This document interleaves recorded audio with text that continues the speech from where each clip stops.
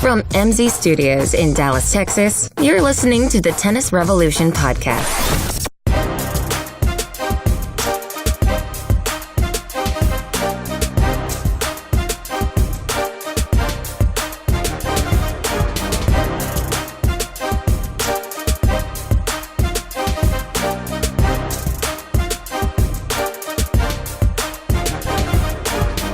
Woo-wee.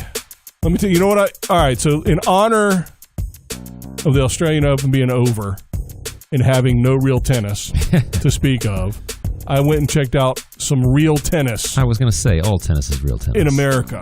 Well, it's not real tennis because that's that indoor thing from the, the 1800s right. or whatever. Yeah, that you told me about. But in America, we have something that nobody else in the world has. The GDP over $8 trillion. No. Wait a second. Freedom of speech. So many different answers for that. Second Amendment. Third Amendment. No, I don't know. Whatever. Yes. We have college tennis. So last week. Is there really no other country that has college tennis? Not like we do. Yeah. They don't have the college system like we do. Although Canada has some colleges that play as part of the NCAA. Okay. But I don't know that any of them have tennis. Right. Like hockey and curling and whatnot and skiing. I don't know. Ice fishing. I made all that up.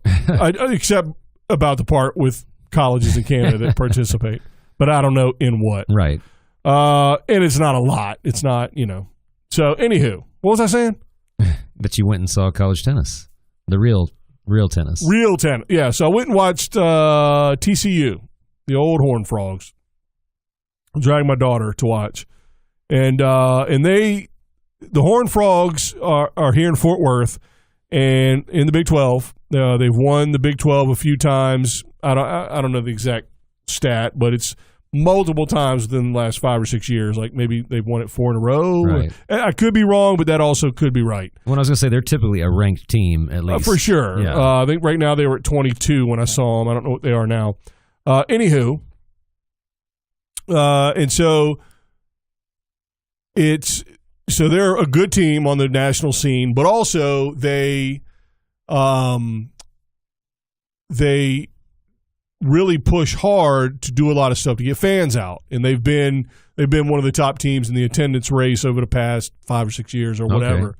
So they do a good job on that. Not just students, but local tennis people and all that. League players and what have you. So we were out there. I mean, it was 100 people out there, which is pretty good for a college match in America, I promise you. I think that was more than attended all of mine combined. Every match. Ever will. Any match you ever play.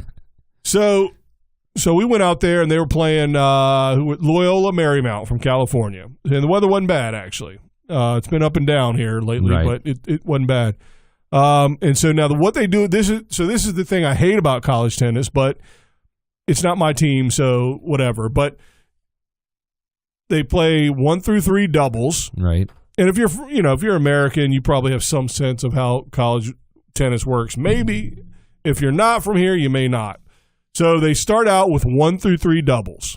So your top 3 doubles teams, ideally in the order of ability, but of course stacking is an issue. But so here's the thing I don't like. They play 6-game sets, no ad, tiebreak at 5-all. Right.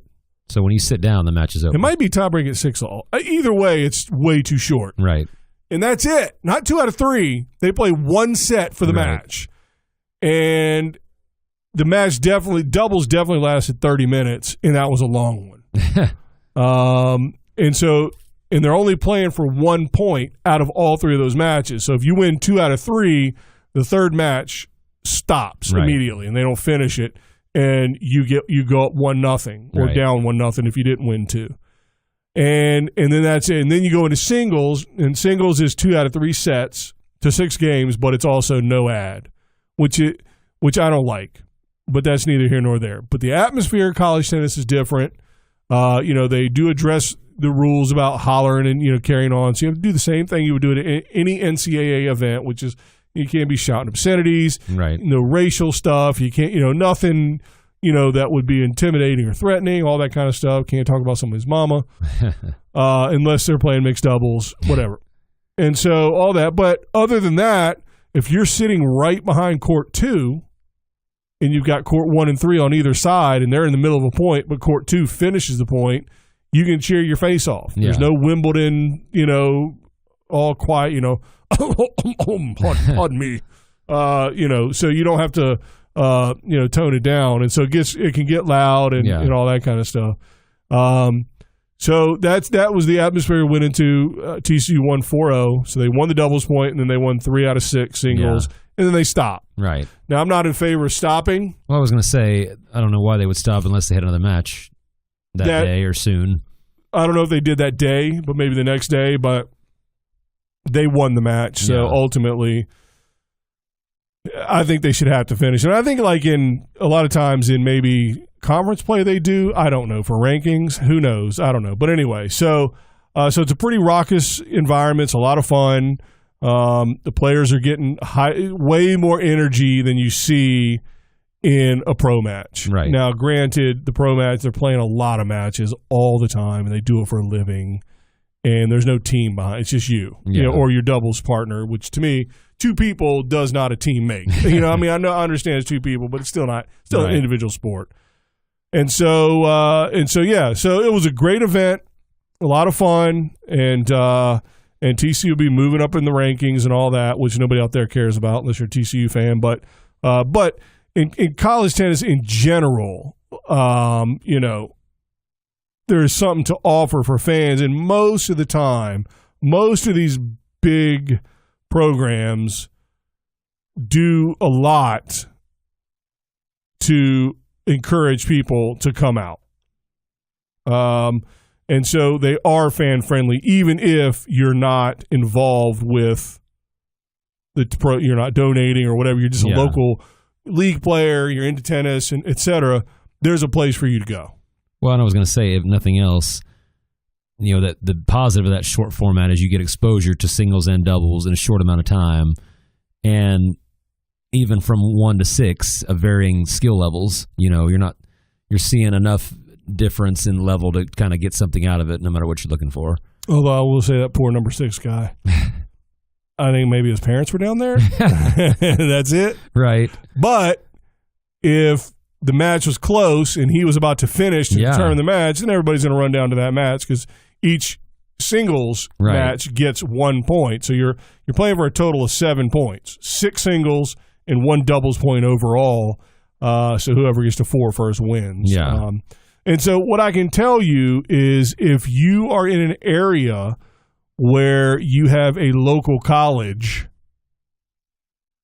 there's, now Division II is scholarshiped also, so that's a really high level, although they may not be equipped at this time to put on a big show in terms of having people come out and view tennis. But I can tell you from my experience, all the Power 5 conference teams do a pretty good job overall as institutions with all their sports, and including tennis. And the coach is a big part of that. But so if you live in California, you got the Pac-12. If you live in Phoenix, you got Arizona State are in your general area. New Mexico. Anywhere you go, you've got. If you're in the Midwest, you've got the Big Ten. There's some really good teams up there. If you're in Texas, there's a ton of teams in Texas that are elite teams. Florida obviously has teams. If you're in Virginia, drive up to the mountains of Charlottesville, UVA. Danielle Collins, who we talked about a little bit last week. She's a college player, and she played at UVA. So, even if you're in the Northeast, they do a great job with indoors, at that level.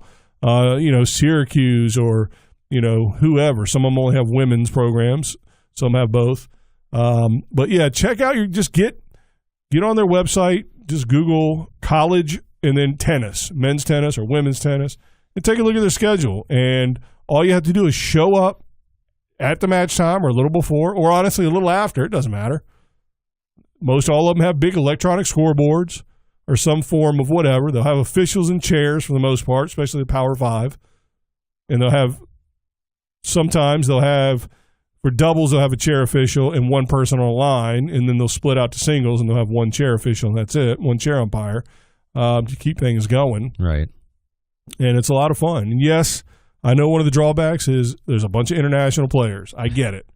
But it's still good tennis, and you're not going to know the difference until they start cussing.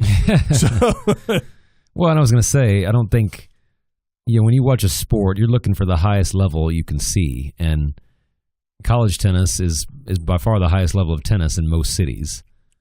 Yeah, sure. I mean, even if you have a pro tournament that comes to your city, that's 1 week of the year that you get to watch that. And now we're seeing so many college players that can play at the pro level that proves that there are probably many others that not could. So many, but more. Right. And that's why I say the one thing I don't like about the no ad and all this other nonsense is you are not playing the same game that the highest level is playing. Right. I mean, our sport is designed as a win-by-2 sport, particularly on men's tennis because of the serve. Right. So the women's tennis, serve is still an advantage for most players. Holla, not so much, but whatever. And so you serve, I serve. You serve, I serve. You throw in no ad in there, and you're throwing an extra break point in there that the server has to deal with. And I don't think that necessarily lends itself all the time to determining who's the best player. Right. A little more luck or, whatever involved. So, but to me,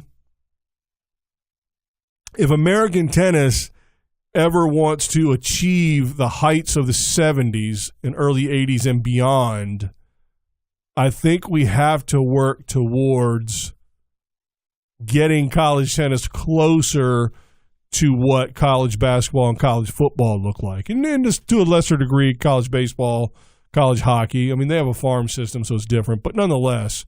And so to do that, I think we're going backwards with this scoring system. Right. But again, I don't want to talk negatively too much because it's not, if you were to go watch it, it really makes no difference for you watching you're the level. Talking more of the player for the players and the development, right, and the having the proper outcome, right. But yeah, I mean, what I think is funny is the 4 most popular forms of tennis, or 4 most popular tennis events by a 1,000,000% are the Grand Slams, and they're the 4 that play the longest scoring format. Yeah, on the men's side, for sure. So the format can't be the reason that tennis isn't popular elsewhere. We've already proven that long matches don't deter anyone from watching or attending. I have suffered through 99 episodes with you just for that nugget alone. By the way, I think, is this episode 100? Is it? I don't know. I got to go back. We had a party scheduled. I got to go by. I got to count. I got you a cake in the trunk. That's just climb in. That's my tree. Yeah, climb in. It's in there somewhere. If I'm not on the show next week, please somebody call 911. They won't. They're gonna be rejoicing. You're gonna hear pops of champagne. No, but that's actually a fantastic point. If the popularity of tennis is such that we have to shorten the scoring format to make people like it, then why are the Grand Slams the most popular? You're exactly right. You're a genius. Yeah, I mean, the longest matches are the most popular. So if anything else, we're playing too short of a format in every league. You might be going a little too far there. I know. But the matches. We don't have to turn it into a circus is what I'm saying. Why don't we just, spin the racket, like do that dizzy tennis thing where we spin around with our head on the racket and then get up and hit a ball and whoever wins. But like you said, how much would that stink for somebody that shows up for a college match and they show up an hour into it and it's over 30 minutes later? Right. I mean, it's like the Grand Slams, the good thing about it is you can show up, come and go as you please, and you're going to get high quality a ton no matter tennis. when you show up and when you leave. Football is 3 hours long. Right. Or at more. least. Yeah. And that's a quick game. Right. 3.5 hours for kind of probably the average, I guess. Yeah. Baseball, the average is 11 hours and 15 minutes. Well, that's what it feels like. That's what it feels like. I'm watching my nails grow. Yeah. So in any event, I don't want to run down college tennis as I'm trying to tell you about it. But, but the spectating aspect of college tennis, I think, has the most broad appeal to anybody listening here, if you're in the U.S., obviously. Yeah. But that's not the only avenue through which you can enjoy college tennis. The other avenue is to play college tennis. Corey, did you do that? Well, I tried. I coached you. I would beg to differ. So I was trying not to set you up for that, and I still failed. I was bringing it no matter what. Locked and loaded. I was there. I was on the court for college tennis. Shooting that shot, baby. So, I did. Yeah, so if you could have had a front row seat to any of my matches. you could have sat on the court. I would have gladly quit my job if somebody just would have came and saved me.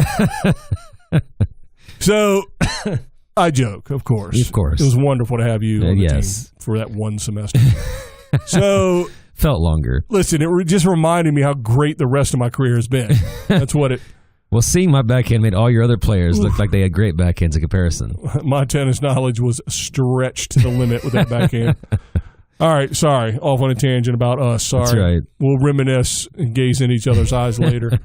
So playing tennis, believe it or not, playing tennis is a real possibility for a lot of players. Now, that's not to say that you would go to exactly the school you want to go to if tennis is in the mix. Right. Or turn into Danielle Collins and go on TV. Or that. But one benefit, which might sound odd, one benefit to the international players in college is that the lower levels benefit with better American players. Right. And so that would include Division III. And so we've got a guest coming up here after the break that's going to talk about Division III tennis and the relative strength of D3 tennis, which is pretty interesting. But there, always consider your options. If college tennis is something that you really have a desire to do, be realistic about your level. The UTR is a fantastic tool for that. And I think Corey probably thanks, his lucky stars every day that UTR didn't exist back when he played, because he'd have to live with that number to this day. That's right. But does it go negative? No. Oh, okay. Oh, you would have been. Oh, you kidding me with that serve? You're the Isner of D3. That's right. That's true. So in any event, there are options out there, but use the UTR as a tool. They have college teams on there. They have high school teams on UTR, and obviously individual players on UTR. And find your range, and don't get crazy out there. I mean, don't tell a coach that, I know that your bottom player who really doesn't even play can beat me 0-0 now. But in a mere 6 months, I'm going to transform myself into it's either going to be you or Texas. Right. No, it's not. So be realistic about where you can play and understand that D3 has limited resources, so we can't have 50 people on the roster because we don't have the budgets for it or the time or the staff. But understand that there are places for you to play, and D3 is one of those options. But in the meanwhile, if you're not interested in playing or you're past college age, go support teams. Find a big-time school, a Power 5 conference in your area, and I would say within a 5-hour drive, that's too much. Nobody's going to drive 5 hours. But go to a big city, like go to Nashville. I was going to say, if you're in a big city, you've got Watch something. Vanderbilt women's tennis. I think they're defending national champions, aren't they? Or the year before, maybe. Yeah. Yeah, so Nashville, go see tennis, but then go to Nashville. It's fun. Yeah. That'd be worth 5 hours. Yeah. Because there's some pockets, North Dakota, not a lot of Power 5 schools in North Dakota. Right. But, you can get down to Minnesota maybe. Or That's right. I don't know where North Dakota is. I thought it was in Canada, but it's not quite. Actually, I'm excellent in geography. Remember I told you? Yes, I remember. We all remember. We never did that, though. We didn't, no. Anytime you bring a printout, I will fill it out top to bottom. All right. So without further ado, we're going to take a break, and then we'll be back to sell you on the relative strength of D3 tennis and that it's a good product and something you may want to take part in. We'll be back.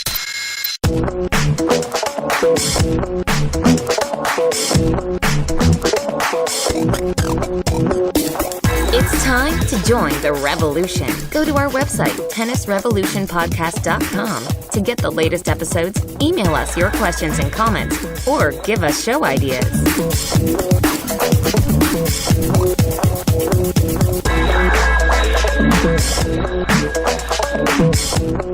All right, we're doing it again. We didn't have enough punishment the last time we did it, so we're doing it again. You know what that is? Karma of some kind. You're sitting right next to the guy. You couldn't figure it out? Oh, you're just playing the radio game? No. Yeah. We have a guest. Oh, okay. How about that? I was building anticipation. Fair enough. You're a radio genius. You're a podcasting genius. No, we have a guest. You notice we've never had the same guest twice. What does that say about our Not show? true. Not true. Taylor Dent. That's true. In your face. Now to reveal a little bit behind the curtain, he was here I was about to say. the same time, Yeah. twice. 2 episodes. What are you going to one do? recording. Listen, we got things to do outside in the rest of the world, all right? We don't just live in this damn studio. Well, it feels like it. No, we have a guest, and he is bringing an interesting perspective to something that maybe people haven't thought of, although we've talked about it on the pod, and it relates to college tennis. And one thing I've always said is there is a place for, listen, wait for it, anyone to play college tennis. Anyone. If you've never played college tennis before, well, no, there's some schools out there that have people, listen, literally, in NCAA athletics, NCAA, I don't know about other groups. So there's the junior colleges, which are governed by the NJCAA, which is a national junior college group. Then California has a junior college deal with just their schools.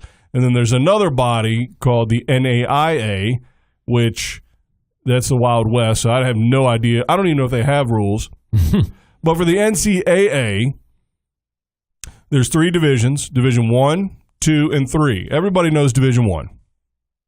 So that's the big time, $100 handshakes, buying them Corvettes to come play, football, all that fun, that fun stuff, SMU, Pony Excess kind of stuff. So that's one group. And then you got Division 2, which also allows scholarships, just a lesser amount than Division 1. And then you have Division 3, which is no scholarships. Now, you can get academic if you qualify, or not, depending on the school. I didn't say anything. But no athletic scholarships for Division 3. And so those are the delineations. Now, the rules, one of the rules within those different divisions is they have minimum numbers for amount of sports they have on campus to be an NCAA member. So in JUCO, there's junior colleges out there that literally have 2 sports, and that's it. And it doesn't matter. Right. But NCAA, you've got to have minimum. So I think Division 3 is 11. And tennis, typically, is a pretty inexpensive sport. I mean, the players come to campus with all of their equipment, typically, all their rackets, all that kind of stuff.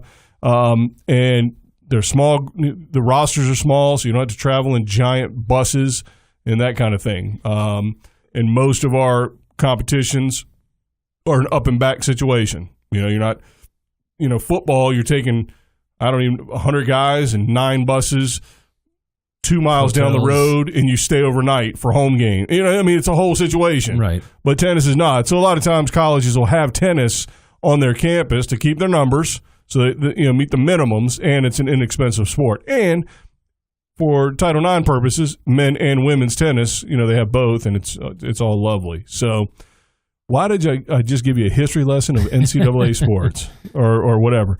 Because our guest is going to talk about something pretty interesting, and it might make you want to play Division III tennis more than you thought you would. So our guest, Christian, how are you? I'm doing well. How are you guys? Welcome to the bunker here, the studio. Thank you so much for having me. I'm stoked to be here. Fancy, isn't it? This is nice. This is really nice. Well, when we have a guest, we really do it up. I mean, we put out used coasters and everything. You should see what it normally looks like. I was going to say, it worries me a little bit. So, now you played Division III tennis, is that right? Yes, sir. And you won't say it because he's modest. He's a good-looking fella, ladies.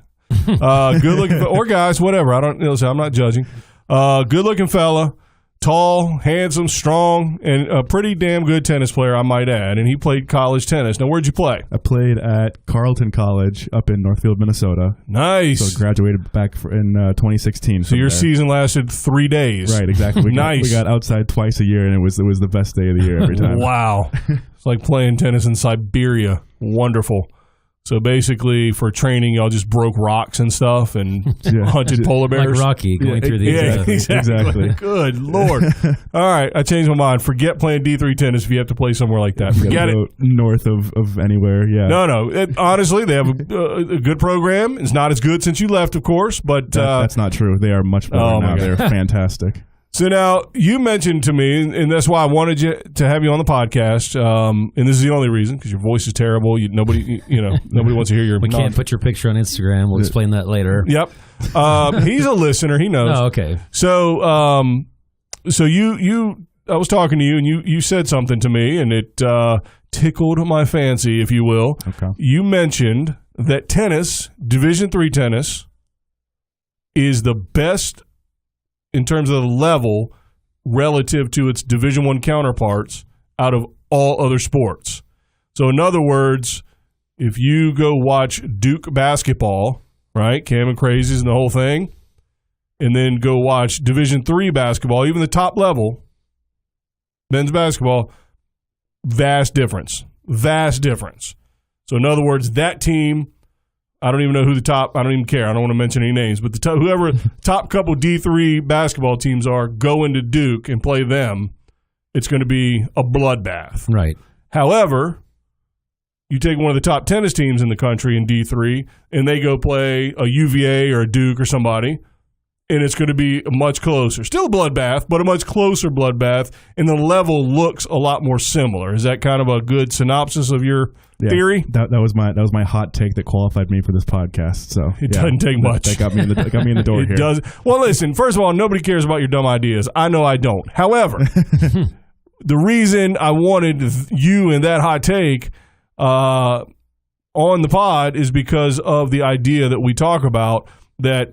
First of all, support college tennis out there. And one way people can support college tennis is by playing college tennis. And there is somewhere for everyone to play. And you're thinking, well, who cares? It's D3. This dovetails nicely with that idea that, hey, not only is playing D3 a possibility for a lot of people, it's actually a good possibility because the level is good. Yeah, the levels, and it's constantly improving as well. You see more, 4-star, 5-star, 3, 4, 5-star athletes committing to Division III schools than you do in any other sport, I think. Right. Can you imagine, if Nick Saban or if John Calipari were losing out on these 5-star recruits to, some D3 team? That would never happen in football or basketball, and that happens on a pretty routine basis at the D3 level for tennis, which is, just the quality of players is so deep throughout the entire division now, where you're seeing a lot of teams that are competitive at a super high level. Right. So if you're looking at, by the way, anytime Corey jump in, just kidding. What? No. So that's a great point talking about the Saban's an Alabama player, maybe a kicker, maybe I think would maybe not fit that. And we'll use the blue chip and the star system as a general ballpark. I think everybody kind of knows the blue chip are the elite of the elite type players. So, anybody that ends up in I guess Peyton Manning, when he came out, he was a blue chip quarterback. Right. And then ultimately, obviously, was a number 1 draft pick, and then ultimately a Hall of Famer, and just couldn't win in the playoffs. But anyway, I don't think that's not what blue chip means. I don't think that's part of. That's not part of the description. It's a yellow chip. No, Peyton's wonderful. No, so you take a Peyton Manning type of guy. He wasn't looking either at Tennessee. Because Tennessee used to be good, by the way. It's a different time. So he wasn't really trying to pick between Tennessee and then another school that's in that area, Emory in Atlanta, right? Which is a powerhouse academic school in D3 and a powerhouse D3 in a lot of sports. But there was no chance he was looking at those two options. He might have been looking at Georgia or Tennessee, maybe. Well, and if he had, he would have completely ruined his pro status trying to get in the NFL, whereas for tennis, it wouldn't really matter. Right. That's a great point. So is that something you've looked at in terms of why that's the case? Why, players that can why football can do that, but tennis can't? I think it's just the natural or just the typical landscape of sports here in this country, right? you look at like the NFL, the NBA, MLB, or NHL, those big four sport leagues that we have here, and it's that typical progression for an athlete is to go from being a real stud in high school to a stud in college, and then getting drafted and then playing at the highest league. The American leagues in those four sports are the best leagues in the world in those sports. And for tennis, the path that you see much more typically for a student athlete or a tennis player to make it into the pro ranks is some kind of academy setting as a junior, and then starting to play pro tournaments and earning a living that way. And in college, you don't see it usually as a part of that equation. Because it works in both directions. So on the one hand, for tennis, there is no barrier to entry to the pro level except your ability. Whereas you could be the best quarterback on the planet and you're 17, next year you're not going to the Steelers. You're going to a college because you can't go to the Steelers. You're not allowed to. Well, it's also kind of sad that I think it's way easier to get in a professional sport that's not tennis. You just have that I completely agree. Huge college career, you're automatically going to be in the pros, whereas tennis, it doesn't matter if you won every college match 4 years straight, you still got to go through and win at the lowest level in tennis and work your way up. You can't trick anybody into a Jamarcus Russell type scenario where he was the first $100 million man, maybe. Was he? I hope not, but probably. Yeah, and he I don't know what he's doing now, but he's definitely not throwing a football for a living. Right. So you have to actually go through the process of beating people to earn a living in tennis, and you don't have to do that. Of course, you have to some degree prove yourself, but Johnny Manziel was the number one pick for the Cleveland Browns, and he didn't prove anything. So that's the thing too, though. I mean, like in tennis, how many guys on tour do you think make like a good enough living, to really sustain themselves? It's 100 guys, 200 guys. I would say 100 or less. Less than 100. Yeah, very few Americans, but 100 total at the most. Although I guess you factor in doubles specialists, right? So there's probably 20 doubles guys that make a decent living, and 20 doubles women, and maybe 100 men, 100 women at the absolute most. Yeah, right. So, but point being is there's no lottery ticket, so to speak, in regards to the pro ranks. Right. So you don't just. Yeah, so if you come into college, it's because you pretty well decided, you know what, I'm good, I'm not that good, and here we are. Right. Yeah, so I mean, for a lot of people, like unfortunately, college tennis has that kind of stigma over it with the way it's set up right now, that if you're playing college ball at any level, it's that because, like I heard an interview with Tyson Kwiatkowski of Virginia, who was their number one player back in, when they were having these teams that were winning all these national titles, and he said that he committed to go when he committed to play at UVA, he thought it was kind of a disappointment because he wasn't going to go pro right out of high school. Wrong. Right.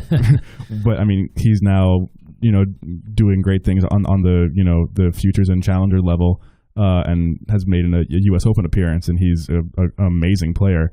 But the fact that only so few players can make a living on the pro tour makes, a lot of these players who are 5-star blue chip caliber athletes have to reassess, maybe I'm a great player and dedicate my entire life to tennis, but I can't really make a living off of it. So going to a school where I can, get the best degree possible is a more viable option for me in the future than trying to make it and struggle through that just grind of the lower ranks of tennis tournaments.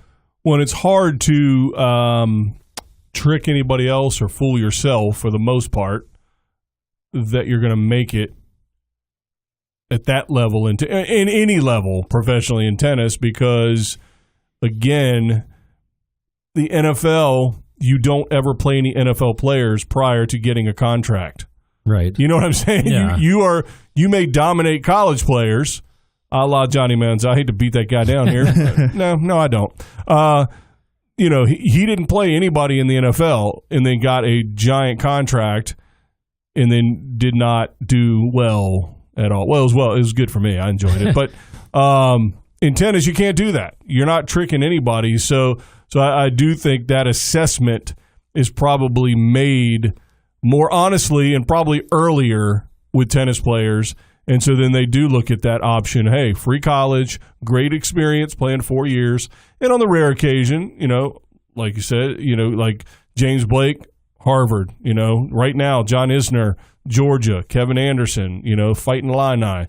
So there are, I guess, exceptions to the rule maybe at this point. Like both Bryans Steve played Johnson. at Stanford. Yeah, Steve Johnson out of USC. I mean, yeah, there are guys on the pro tour that have, but you look at the pro ranks, and by and large, those guys in the top 200, 300 have not spent a day playing college ball, right? Now, where do you think the international scene factors into this whole scenario? Because basically, just in case anyone isn't aware, in the two scholarship leagues, which are the divisions, which are Division I and II, in tennis in particular, in other sports, golf, soccer, but tennis mostly, and certainly before others, we're leaning heavy on international student athletes. And so how do you think that affects D3? I think it affects tennis in general, right? Because you're not competing against just the talent pool of other people playing high school tennis, right? When you hear numbers like, many more people play high school football than high school tennis, but that's in this country, right? Where there are countries around the world where tennis is the national sport or the second national sport. Where here tennis, if we're being honest, it's not at that same table, right? So as a result, then you're not competing for scholarships or for college roster spots with the people playing high school ball around you in this country, but around the globe, and making it a global game at the Division I and II levels, much more so than Division III. And as a result, it's not pushing talent down, but it's making options available for players across all divisions, I think.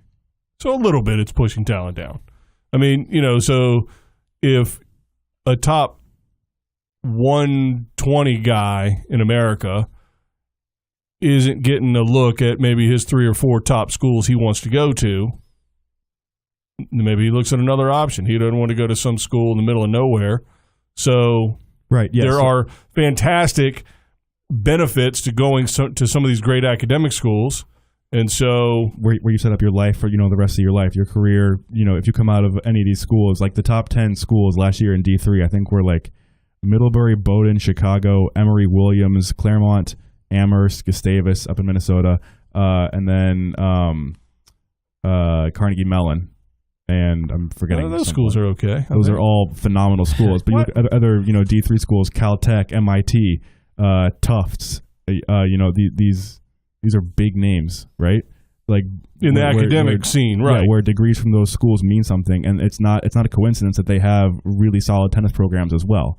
Because on average, your tennis player, your high quality tennis player is going to be a relatively good student, and also in this country pretty well to do, or come from a relatively privileged background, because it's a pretty high entry as far as cost goes to play the sport in the beginning. Right. Well, and I don't think any tennis player that graduates high school should be factoring in that they're going pro with what college they choose, whereas with another sport, they would have to.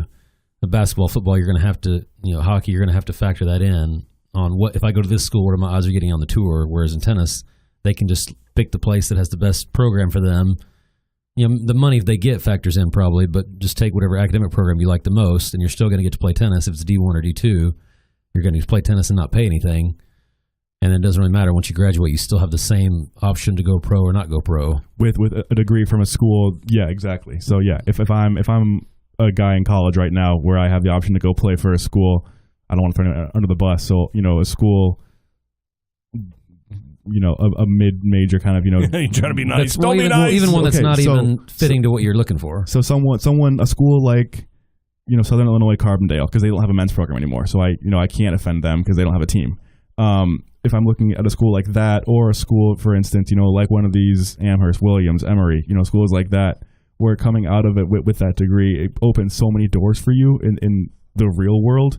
If tennis doesn't, end up being a viable option for you as a career, that feels like, kind of a no-brainer to make that kind of a career choice as opposed to just a tennis choice. Right. Well, and I think what Corey was talking about is the fact that no matter what the scenario is on how or why you go to a college and how you get to the pros, the same percentage, regardless, is still going to make it. Right. Whether it's football, hockey. So, in other words, no one is making it no matter where they go. Right. I mean, Exactly. Virtually no one. So, it doesn't matter if you join the national championship tennis team and you're number one. That doesn't increase your chances of going pro. because the other people that were in that situation didn't go pro. But you're still going to be damn good, and right. If you're number one for the 50th best school, you still have the same chance to go pro. Yeah, maybe better coaching and practice partners and that facilities and all that makes a difference. But Sure. But I don't know how much of a difference. Well, I would argue that if you aren't sure at that point, it's going to be a pretty tough road. Right. And so I think that's why, when Christian, you were talking about making that decision at some point, and Kwiatkowski he kind of felt like, oh, bummer, I guess my career's over. That's because it is tough no matter what. And if you take a year off of, or 4 years or 3 years, however long he was there, he graduated, right? So he went all 4 years? Yes. Yeah. Yeah. I don't think they won every year that he was there. Right, but, yeah. right. But still, they were elite. But awesome. But yeah, so interesting. One thing I will say about the difference between the college setting and in tennis and other sports that would sort of make a difference relative to making, quote unquote, making it, is the amount of resources spent. I mean, if tennis teams were treated like football, I think a lot more players might try to cycle through the college scene and make it to the next level. But I mean, college teams have 19 recruiting coaches, and that's all they do is recruit. Then they have all their position coaches and all. They have a get back coach. The guy that keeps everybody off the side. Get back. You don't have a volley coach and the drop shot coach and the backhand coach when you're on a tennis team. Good God, we know you didn't have a backhand coach. I knew that was Good coming. Lord. Sorry. But I'm one of those crazy USTA captains that I've been guilty of what you're saying, which is when I'm playing someone, I'm the captain that's like, okay, where did this guy play? What was it? And 9 times out of 10, it doesn't tell me anything about how good he is. Once we get out there and play him, it's like, oh, he played D2 and he's still killing us, or this guy played D1, he's not that great. So I haven't seen a significant difference in the level of play just based on where someone played, nearly as much as, like you said, in other sports. So I totally agree with what you're saying. Yeah, that's the thing also, you're talking about, Brian, talking about opening up opportunities as far as, just how much, schools want to spend on it. Where if you're on the fringe of being a pro player, right, and you're going to be spending your first couple of years playing challengers and futures tournaments on the minor leagues of tennis, so to speak, you're going to be spending money on physios, on trainers, on coaches, whatever. Where if you can get that experience while playing for a college team, and you can still, by having a student athlete experience, still be afforded the training staff and the medical staff and the off court coaching, all that kind of stuff, that goes a long way as well for guys in that position. Well, this almost sounds counterintuitive to your argument, but it's not, because we kind of got off track a little bit. And what I'm going to say is this. I think it all stems from the fact that if you're going to go pro in tennis, you make the decision to either go pro or go to college, which means a lot of really, really, really elite players who still probably wouldn't make it are going to college. So that's your argument. And this is going to sound like I'm saying the opposite, but I'm not. But if you play football at the Pee Wee level, at the high school, at the college, and at the pro level, the human body can only take so many games per period of time. And your development isn't necessarily based on playing at that level and of that speed and that, what you'd actually be doing in a game like tennis is. And so tennis, you can play every day for a week or every other day for 2 weeks in Grand Slams, or train on those off days. So the amount of, and I'm not saying because tennis players are tougher, we just don't get hit in the face, by each other. But the point being is, the amount of development time it takes to develop as a tennis player is not really helped out by the limited amount of training you can do at the college level. There's so many restrictions time-wise for NCAA in every sport, but the difference is football, it doesn't matter as much. Even basketball, the NBA's changing their whole schedule so they can have less back-to-backs of these elite athletes because they're tired. They don't want to. They don't have to sit out at the end of the season. Now hockey, I get it. Football, I get it. Basketball, baseball, they play a lot, but so you know what I'm saying. So training for tennis is a lot more intensive time-wise, and so that's prohibitive, and for NCAA rules are prohibitive to that. So it's another reason if you really have a chance to make it, you can't go to college, or it's harder. You also would know by the time you're, making a college decision. By the time you're 16, 17 years old, you likely would have a pretty solid idea if you have a chance to make it on the pro circuit, right? Yeah, or the kind of inverse of that is football, basketball. How many high school basketball standouts that didn't play football and then play football on their college team and do well? You know what I mean? Sure, yeah. It's obviously it takes skill, but it's more athletic heavy than skill heavy, whereas tennis is both. I mean, it's skill heavy. Mm-hmm. And so you have to develop those skills. Not a lot of people are just popping up on the radar way late in their career. Oh, we just converted him to quarterback, in 12th grade. Right. And it's Tom Brady. It's incredible. It's not, you're not seeing that in tennis because you can't. Well, it was a really big deal. I remember I think Wimbledon one year, there was a woman who I think she may have just made the second or third round, but she started tennis when she was 12. And it was like, they talked about that the entire match of how unusual that was. Right. That she started that late. And again, she was probably, amazing in some other sport. But even at 12 was extremely late. And like you said, you see many people there's a guy that's in the NFL right now that I think they said he started playing football a year ago. He's from from an African country, and he came over and he's like playing on an NFL team. So it is possible if you just have that athleticism, but that's not going to happen in tennis. Right. I mean, you started playing when you were 30, right? Yeah, I mean, I still don't look like I can play, so nothing's changed. Not just look. I mean, it's real. No, that's again, we sort of got a little bit off topic, but I think it is related. We would never do that on the show. No, but I do think it's interesting because it does tie in. This whole idea does tie into why players don't play in college more, trying to get to that next level. Which again, I think. If they did, if college became, and we talked about this on the pod before, if college tennis was just like basketball and football, where it was an entry way, it was a barrier, you had to do that to then go to the next level. I think college tennis would be huge. I think the popularity would soar tremendously. Completely agree, but you probably can't do that because the sport's not centralized in the U.S. Right. It should be. But right. Sure. Okay. Yeah. So but your viewing times. Your argument is basically if we took 8 of the top 100 Division III players and put them against 8 of the top 100 Division I players, it would be much more competitive in tennis versus any other sport. Sure. Yeah. Absolutely.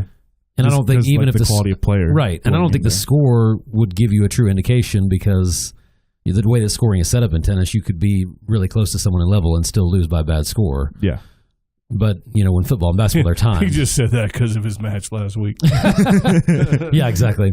But no, football and basketball are timed, so you can't beat somebody 200-0 in, football or basketball because you don't have that much time. Mm-hmm. But in tennis, you can beat somebody 6-0, 6-0, but you could have had, 10-shot rallies every point.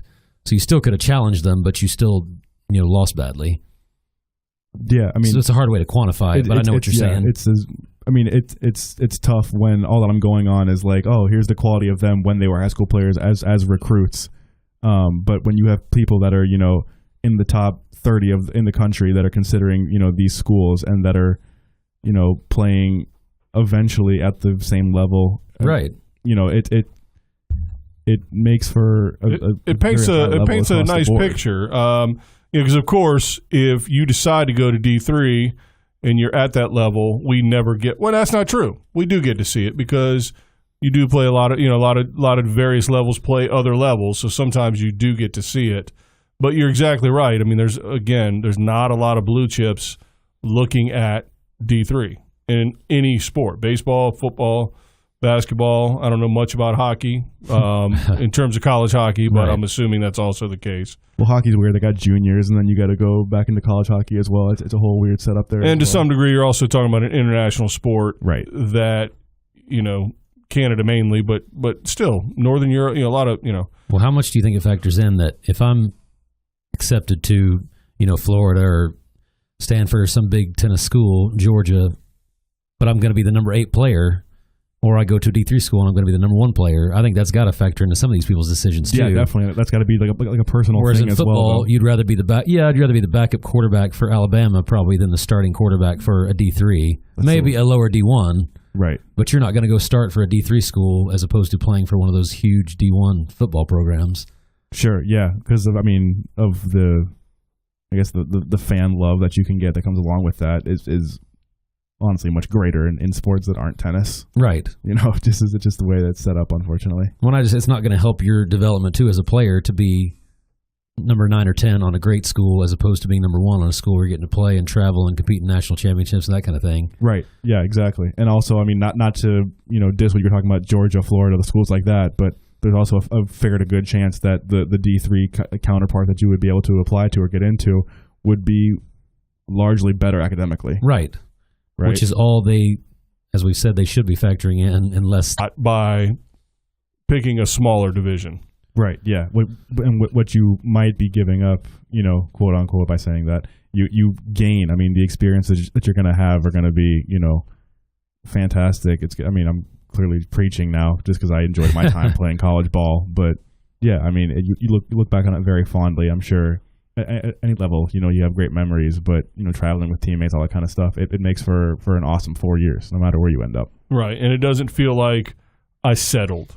Right. No, I settled, yeah. And that's the big thing is, because anything you do is fun, but if it's a shit show, it doesn't matter. But but you're not settling because it's a pretty good level of tennis across the board, and you're being pushed athletically and competitively, which is what you really want. And let me tell you, the NCAA runs Division III also, and so it follows all the same protocols and everything else, and does everything the right way. Their national tournament is run no differently than any other sport. Obviously, March Madness, there might be a few more cameras involved than Division III tennis, but the bottom line is it's held to a standard. The NCAA holds all championships to a standard, and so it really does make for a being a real deal sport. So great sales pitch. Really, like I said, really dovetailed nicely into our idea on this podcast that there is somewhere out there for everyone to play. Absolutely. And even if it's D3, it's still a great product and a great experience. Very much worth your time. You are living proof of that, sir. Corey, not so much. I'm doing a podcast. That's where we ended up. Shit. So I played D3 tennis and ended up at a podcast. Oh, so I Lord. did both things wrong. What am I doing? I don't know. So anyway, well, appreciate you coming in. Thanks so much, guys. I appreciate it. You have joined an elite group of Tennis Revolution podcast guests. This Fallen is guests. Yeah. Hopefully you will also be just once. Just kidding. Well, I don't want Taylor Dent to lose his record. Right. So anyway, but we appreciate. Don't wanna pressure him anyway. Yeah. So appreciate you. Anything else, Corey? That's it. Oh, thank God. Thank you guys so much. And until next time, thanks for joining the revolution. Bye, guys.